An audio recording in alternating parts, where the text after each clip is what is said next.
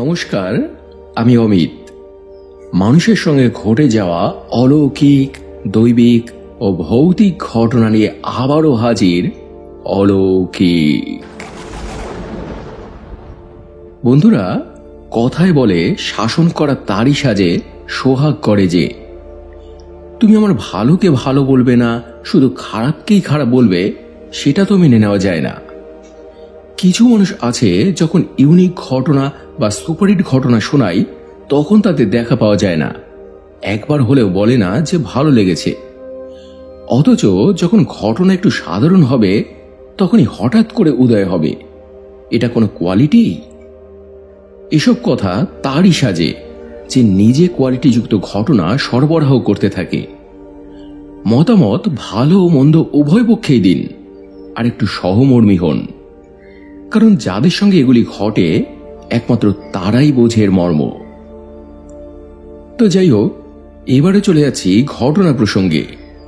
চমৎকার দুটো ঘটনা থাকছে আজ তোমাদের জন্য, যার প্রথমটা শেয়ার করেছে অন্তরশীল। অসংখ্য ধন্যবাদ তোমাকে ঘটনাটি অলৌকিকে শেয়ার করার জন্য। এছাড়াও ধন্যবাদ জানাই জ্যোৎস্না ভট্টাচার্যকে থাম্বনেল দিয়ে অলৌকিককে সাহায্য করার জন্য।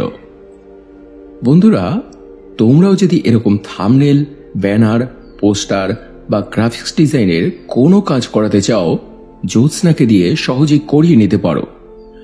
কন্ট্যাক্ট করতে পারো ওর সঙ্গে থাম্বনেলে দেওয়া এই নাম্বারে। এছাড়াও বলি, তোমরা যারা এই ধরনের ঘটনা শুনতে বা জানতে ভালোবাসো তারা লাইক, শেয়ার ও সাবস্ক্রাইব করে অলৌকিকের সাথে থেকো, কারণ প্রতি সপ্তাহের মঙ্গলবার ও শনিবার এই ধরনের ঘটনা এখানে কিন্তু আসতেই থাকে। তো এবারে শুরু হচ্ছে আজকের প্রথম নিবেদন। মানা না মানা নিজের কাছে, লোকের মাঝে লুকিয়ে আছে অলৌকিক।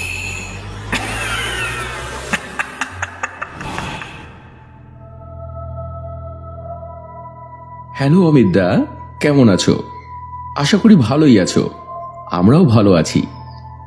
আমি বাংলাদেশের ঢাকা থেকে অন্তরশীল বলছি। অনেকদিন পর আজ আবার তোমাকে একটা ঘটনা শেয়ার করছি, আশা করি তুমি শোনাবে। ঘটনাটি ঘটেছিল আমার স্যারের সাথে। তিনি যখন ইন্টারে পড়াশোনা করেন সেই সময়কার ঘটনা। আমার স্যাররা আমাদের এখানে একটি বাড়িতে তখন ভাড়া থাকতেন। অনেক কম বয়স থেকেই উনি টিউশন পড়াতেন, কারণ ওনাদের আর্থিক অবস্থা তখন খুব একটা সচ্ছল ছিল না। তো টিউশন পড়িয়ে ফেরার পথে চায়ের দোকানে বসে ওনারা বন্ধুরা আড্ডা দিতেন। কেউ থাকতো না, সবার শেষে ওনারা উঠতেন। ওনাদের কাছে রাত 10টা-11টা কোনো ব্যাপারই ছিল না। তো এমনই একদিন ওনাদের পাশের বাড়ির একটি মেয়ে জলে ডুবে মারা যায়। এলাকাটা সেদিন সেই কারণে থমথমে। তাও রোজকার অভ্যেস। সেই মতো আড্ডা দিয়ে যখন উঠলেন তখন রাত 11টার বেশি। তারপর যে যার মতো উঠে বাড়ির দিকে রওনা দিলেন। অন্যদিনের তুলনায়ও সেদিন চারদিকটা যেন আরো বেশি নিস্তব্ধ। রাস্তাঘাটে লোকজন নেই বললেই চলে। আর তখন এত বাড়িঘরও ছিল না, বেশিরভাগই খোলা জমি আর ফাঁকা মাঠ। আলোরও কোনো ব্যবস্থা নেই, অন্ধকার। তো তিনি বাড়ির দিকে হাঁটছেন। হাঁটতে হাঁটতে এক জায়গায় আসতে উনি দেখলেন যে মেয়েটা জলে ডুবে মারা গেছে ওই মেয়েটাই সামনে দাঁড়িয়ে। একটা গাছের সামনে শূন্যের ওপরে ভাসছে মেয়েটা। স্যার একবার চোখ কচলে তাকালেন যে ভুল দেখছেন না তো, কিন্তু দেখেন যে না, সত্যি সত্যি ওই মেয়েটাই শূন্যে ভাসছে। সে, ওর চোখে তখন কোনো মনই নেই, চুলটা খোলা, বাতাসে উড়ছে। ওই দেখে স্যার তো খুব ভয় পেয়ে যান তখন। ইতিমধ্যে মেয়েটার আকৃতিটা ক্রমশ স্যারের দিকে এগিয়ে আসতে থাকে। মুখে কেমন যেন একটা হিংস্র পৈশাচিক হাসি।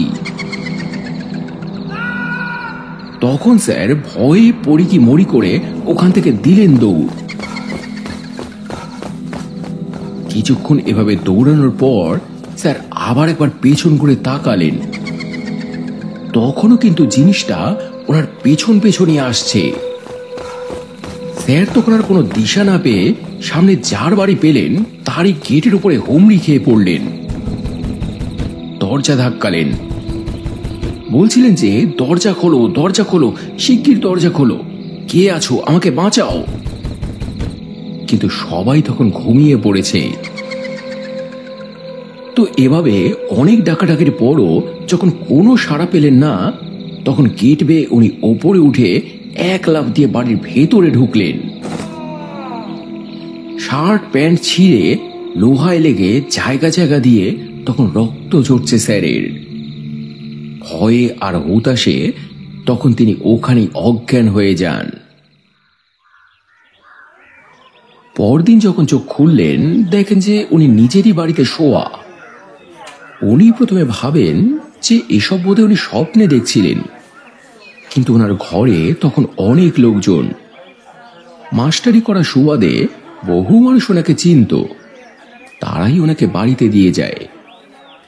কিন্তু তখন স্যারের গায়ে জ্বর, মাথা ব্যথা, গা হাত পা ব্যথা। বাড়ির লোকেরাই সবাই তখন বললেন, তোকে কতদিন বলেছিলাম এত রাতে বাইরে বাইরে থাকিস না, দেখলি তো। তারপর ওনাকে এক জায়গা থেকে ঝাড়িয়ে ডাক্তার কবিরাজ দেখিয়ে সুস্থ করা হয়। তারপর থেকে আর বিনা কারণে উনি বেশি রাত অব্দি বাড়ির বাইরে থাকতেন না। তো এই ছিল বন্ধুরা আজকের প্রথম ঘটনা। যে মারা যায় তার তো শরীর মরে, আত্মা নয়, কামনা বাসনা নয়। তো এবারে চলে যাব আজকের দ্বিতীয় ঘটনায়। এটা শেয়ার করেছে সীমা ব্যানার্জি দিদি। অসংখ্য ধন্যবাদ দিদি তোমাকেও ঘটনাটি শেয়ার করার জন্য। আর বন্ধুরা তোমাদেরকে বলছি, তোমরাও যদি এখানে তোমাদের জানা ঘটনা বা অভিজ্ঞতা শেয়ার করতে চাও, থাম্বনেলে দেওয়া এই নাম্বারে আমাকে হোয়াটসঅ্যাপ করে দাও। যদি লিখে পাঠাতে চাও তো লিখে পাঠাতে পারো, না হলে ভয়েস মেসেজে বলতে পারো। সাজিয়ে গুছিয়ে যে বলতে হবে বা লিখতে হবে এমন কোনো কথা নেই। সাজিয়ে গুছিয়ে মানুষের ভালো লাগার মতো করে পরিবেশন করার দায়িত্ব আমার। তাই নির্ভয়ে তোমরা ঘটনা পাঠাও। আর এবারে শুনে নাও আজকের দ্বিতীয় নিবেদন।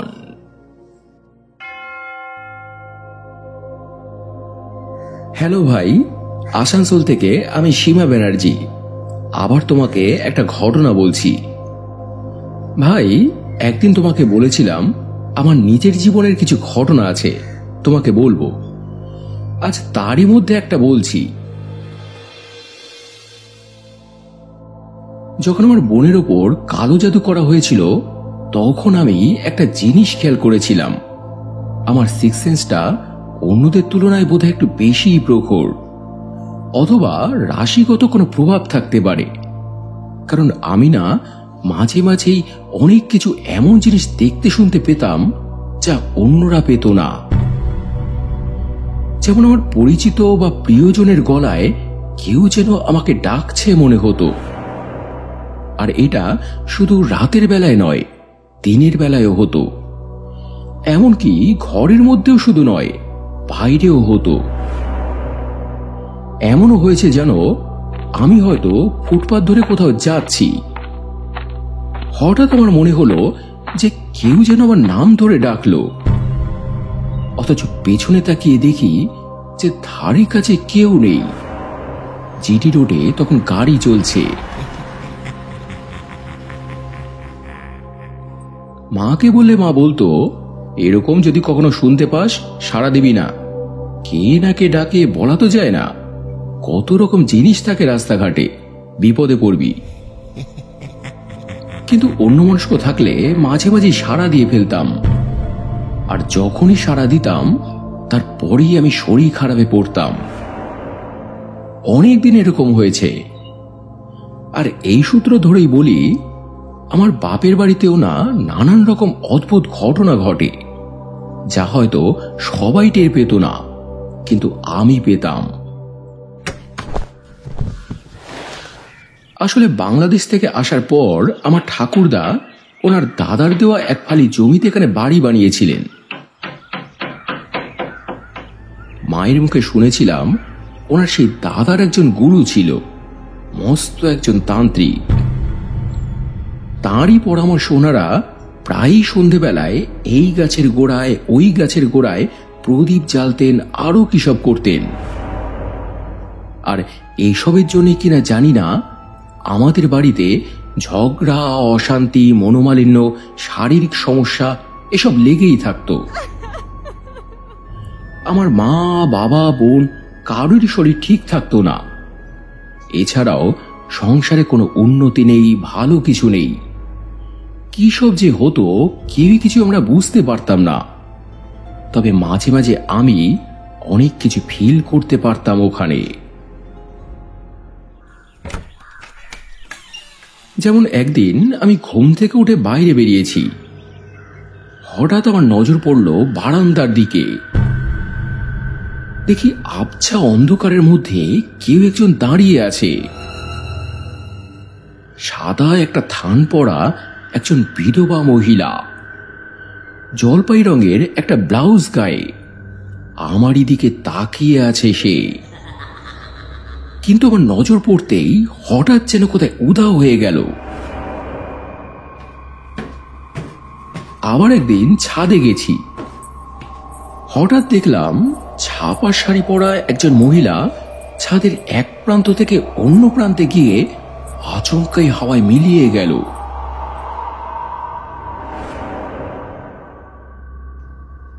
আর একদিন হয়েছিল কি, আমাদের ছাদের চিলেকোটার ঘরের ওখানে একটা অপরিচিত লোক বড় বড় চোখ করে তাকিয়েছিল আমার দিকে। উজ্জ্বল চোখ, অপলক দৃষ্টি। মিনিট খানেক ওই রকম ভাবে সে তাকিয়েছিল আমার দিকে, তারপর সেও উধাও।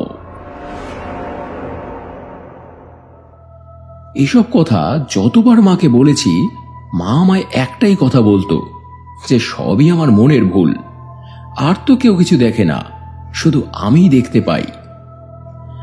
আচ্ছা, মনের ভুল কি বারবার হয়?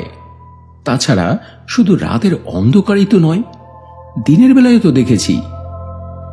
ওই যে বললাম, আমার ষষ্ঠ ইন্দ্রিয় অন্যদের তুলনায় বোধহয় একটু বেশি প্রখর। যা অন্যরা দেখতে পায় না, আমি সেগুলি দেখতে পাই।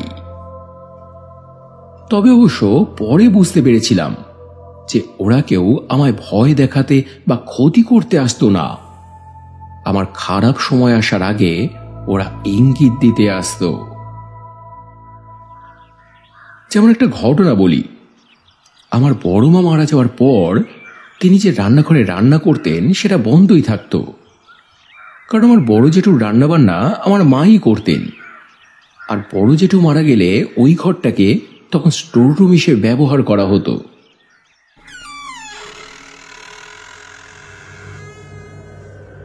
তো একদিন দেখি ঘর থেকে একটা কালো অবয়ব বেরিয়ে যাচ্ছে। মাথার কোকড়ানো কালো চুল হাঁটু পর্যন্ত নেমে গেছে তার। জিনিসটা ওখান থেকে বেরিয়ে সিঁড়ি বেয়ে আস্তে আস্তে নেমে গেল। এদিকে আবার দুদিন পর আমার বাবা যখন বাজারে গেছে, তখন একটা ঘটনা হয়। আমার মা আর আমি দুজনে এসব নিয়ে কথা বলছি, হঠাৎ বাইরে থেকে দরজায় টোকা। আমি ভাবলাম যে বাবা এসেছে মনে হয়, তাই সঙ্গে সঙ্গে গিয়ে দরজা খুললাম। কিন্তু কই, কেউ তো নেই।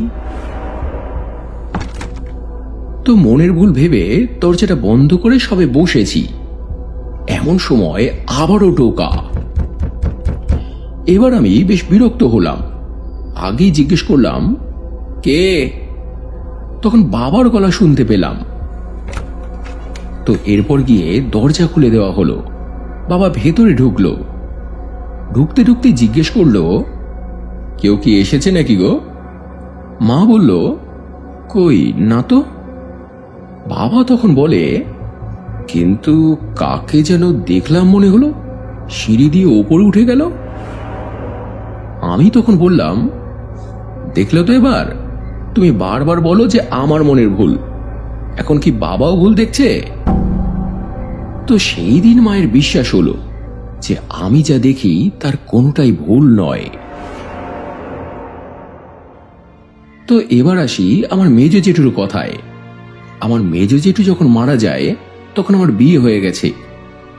উনি মারা যাওয়ার আগে আমার ছেলেকে খুব দেখতে চাইতো, কিন্তু তখন আমি বেলঘড়িয়াতে থাকি, আর এমনিও নানান কারণে তখন আমার আর বাপের বাড়ি যাওয়া হচ্ছিল না। তো একদিন সকালে আমার হাজবেন্ডের কাছে ফোন এলো যে মেজ জেঠু আর নেই। শুনে খুব খারাপ লাগলো। তারপর জেঠুকে শেষ দেখা দেখতে আমি বাড়ি গিয়েছিলাম। কিন্তু বাড়ি থেকে আসার পর একদিন একটা ঘটনা ঘটে। আমার ছেলের তখন ওই বছর 3 মতো বয়স, খুব দুরন্ত। ওকে রেখে কোনো কাজ করা যেত না, তাই ওকে খাইয়ে ঘুম পাড়িয়ে তারপর আমি ঘরের কাজ করতাম। এমনই একদিন ছেলেকে ঘুম পাড়িয়ে আমি রান্নাঘরে তখন রান্না করছি। হঠাৎ করেই গ্যাসটা লিক করতে থাকলো। আমি তো খুব ভয় পেয়ে গেলাম, সঙ্গে সঙ্গে গ্যাসটা অফ করে দিলাম। আর এদিকে আমার ছেলে ঠিক তক্ষুনি হঠাৎ করে চিৎকার করে কেঁদে উঠল। সঙ্গে সঙ্গে আমি আবার ঘরে ছুটে এলাম।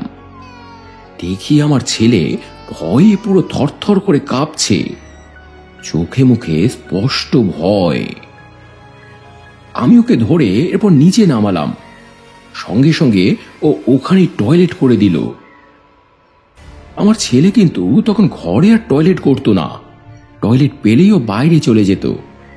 কিন্তু সেদিনও এতটাই ভয় পেয়ে গিয়েছিল যে ওখানেই ও টয়লেট করে দেয়।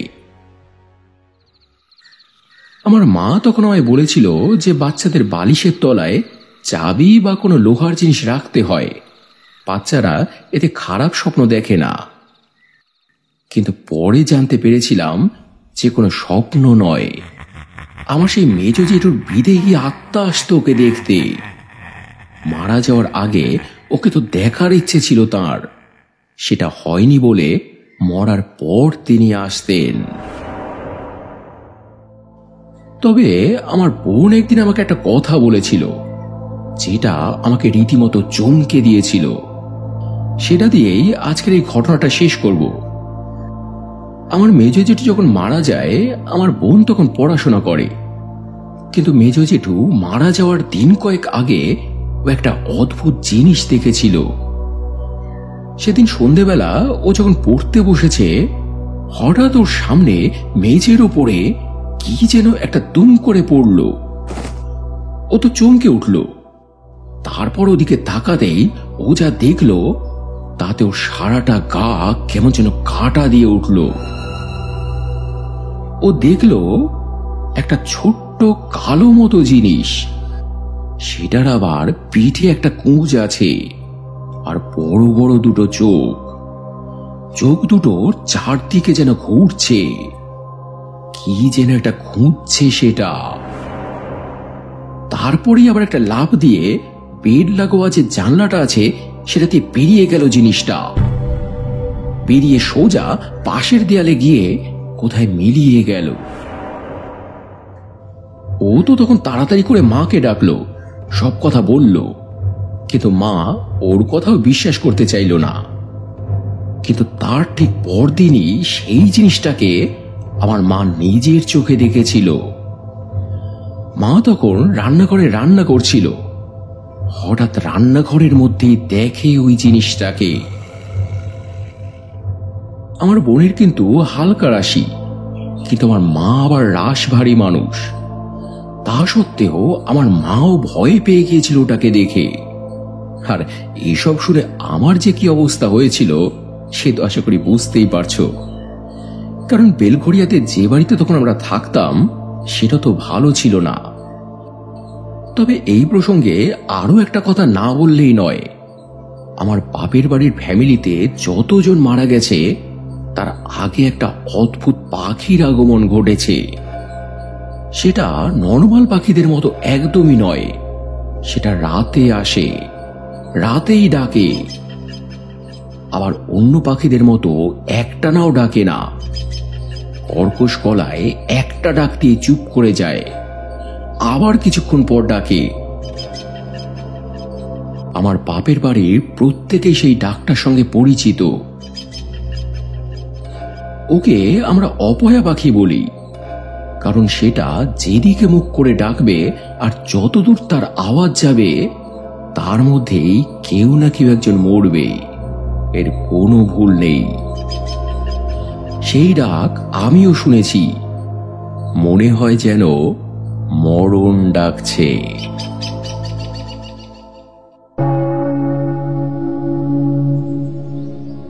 তো এই ছিল বন্ধুরা আজকের দ্বিতীয় ঘটনা। এটার মধ্যে কিন্তু বেশ ইউনিক একটা ব্যাপার আছে। আমার তো দারুণ লেগেছে। তোমাদের কেমন লাগলো সেটা কমেন্টে জানিও। যদি ভালো লেগে থাকে তাহলে ফেসবুক, ইনস্টাগ্রাম বা পরিচিত মানুষদের সঙ্গে প্লিজ শেয়ার করে নিও। আর এবারে গত এপিসোডের কমেন্ট পড়ার পালা, যেখানে কৃষ্ণ হালদার লিখেছে, দাদা আমি তোমার ঘটনা অনেকদিন ধরে শুনি, খুব ভালো লাগে। আমার বাড়ি সায়েন্স সিটি, আমার নামটা নিও, কৃষ্ণ হালদার। সিংস্টার কবিতা লিখেছে, hello Amitji, how are you? I am fine. TNT room লিখেছে, হরে কৃষ্ণ ভাই, অলৌকিকের বার্থডেতে জবরদস্ত ঘটনা শোনার অপেক্ষায় রইলাম, ভালো থেকো তুমি। অমিতা জেঠিমা লিখেছে, তোমার ঘটনা শুনেই ঘুমোতে যাব, জানি তো দারুণ হবে। স্পিরিচুয়াল লিখেছে, আজকের ঘটনা এক কথায় অসাম, আমরা তোমার বড় ফ্যান। মনীষা কাকিমা লিখেছেন, খুব দারুণ আর ভয়ের। মারিয়া বাড়ই লিখেছে, চলে এলাম আবার নতুন ভয়ের ঘটনা শুনতে। এছাড়াও আরো কমেন্ট করেছ গীতাদি, অশোক কুমার, সুব্রত ঘোষ, অর্কপ্রভ নস্কর, অরূপ বালা, স্বপ্না বাজাল, চন্দন, এমডি মঞ্জু, দেবাশিস কাটুয়া সহ অসংখ্য অসংখ্য প্রিয় বন্ধুরা, তোমাদের প্রত্যেককেই অসংখ্য অসংখ্য ধন্যবাদ আর বুক ভরা ভালোবাসা জানিয়ে আজকের এপিসোড এখানে শেষ করছি বন্ধুরা। আবার দেখা হবে মঙ্গলবার অলৌকিকের জন্মদিনে সুপার ডুপার হিট একটা ঘটনা নিয়ে। তাই সবাই খুব ভালো থেকো এবং ভালোবাসা নিও। ধন্যবাদ।